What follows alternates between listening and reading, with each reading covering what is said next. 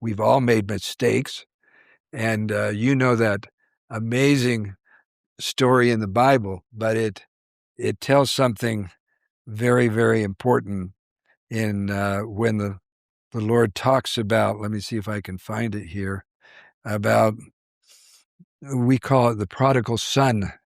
And let me just read you a couple of verses. And when he came to himself, that's speaking of the son. That's a great phrase. It's kind of like he realized I made some big problems. I didn't need to do it. When he came to himself, he said, how many hired servants of my father's have bread enough and to spare, and I perish with hunger? I will arise and go to my father. I will say unto him, Father, I have sinned against heaven and before thee, and I am no more worthy to be called thy son. Make me as one of thy hired servants. And that is the logical mind of how it works, meaning I have made big mistakes, and so I'm not worthy of anything.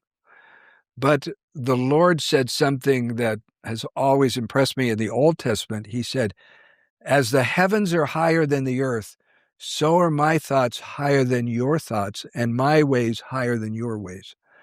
And so now we see how the Lord treats someone like that. And he arose and came to his father, but when he was yet a great way off, the father saw him and had compassion and ran and fell on his neck and kissed him. And the son said unto him, Father, I have sinned against heaven and in thy sight, and am no more worthy to be called thy son.